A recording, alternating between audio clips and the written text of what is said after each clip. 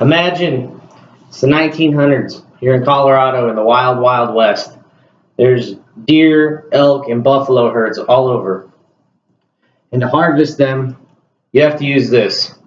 This is a 30-30 repeating lever action rifle. It's one of the very first ones ever. This one was from my great-great-grandfather. He used it as a government hunter in Colorado alongside Buffalo Bill. He used it to gather countless animals and to fulfill his job as a government hunter. Now with that, I'm Tyler Lynch, and this is a informative speech on the benefits of hunting in Colorado. Some of the benefits of hunting here in Colorado is it gives people a chance to harvest their own food. Rather than having to go to the grocery store to buy everything to have a meal, all they have to do is go out and hunt, and they can gather upwards of 200 pounds of meat and use that throughout the year or however long it takes them to go through it. Secondly, it gives jobs to those in Colorado who enjoy hunting like I do or helping people with hunting. There's over 2,400 people that are employed by the Division of Wildlife in Colorado, and that came directly from the Division of Wildlife. And there's also 5,000 volunteers, which help add about $7 million worth of revenue into the state of Colorado. The Division of Wildlife itself brings in over $198 million each year in revenue, and over $80 million of that comes from hunting tags. And hunting licenses alone, they range from about $31 for a youth deer or elk license to about $2,100 for an adult to get a moose license in the state. It doesn't include, it also includes habitat stamps in the state of Colorado. Each person buys a habitat, or buys a license, has to get a habitat stamp. This book comes from Cabela's, Walmart, the Division of Wildlife, wherever you go to get hunting licenses. And a habitat stamp in Colorado is $10. You can buy a habitat stamp for a life for about $300, which obviously helps increase the revenue and the economy in Colorado as well.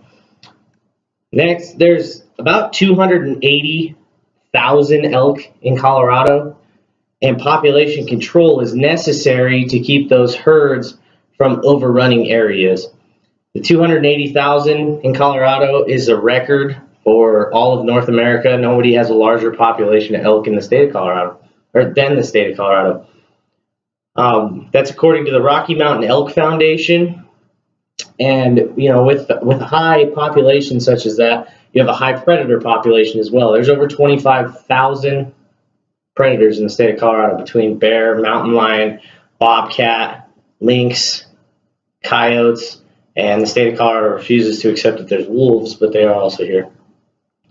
With that population and the circle of life not being able to continue the way that it's supposed to, if the elk start to die off or the deer start to die off faster than the predators can sustain themselves, because they will be reproducing at a faster rate because they have a large amount of food around, the predators will have to find food elsewhere. So they'll come down into cities and they'll start getting into people's trashes. That's where you see on the news bears are down in Boulder getting into trash cans because they're hungry and they don't have a lot of food where they're at, so they have to come and find it elsewhere. So it's kind of a burden to other people, but population control is necessary so that we don't get too many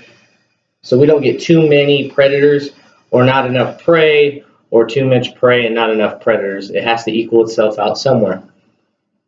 The place that the money goes is obviously it goes towards employees of the Division of Wildlife. The Division of Wildlife does have to pay their employees, even though they have quite a few volunteers.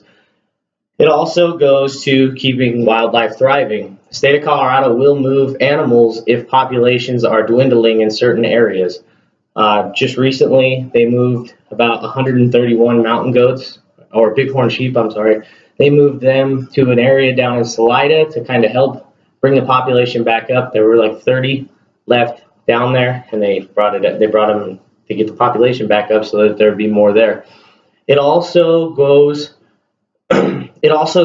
towards big game hunts that are for trophy. A lot of people will hunt just purely for sport. That money will come around and be used and spent the way that it has to be spent, but the money that's generated and meat that's generated from that will be donated to homeless shelters to feed homeless people in the state of Colorado, which is also a great thing, try to keep people from starving to death. So the benefits of hunting are very wide. They go from creating revenue to feeding homeless people. Homeless people being, starving every day down in Denver and not having enough stuff. So that's my speech on what the benefits of hunting are, and I hope you enjoyed it, and thank you for watching.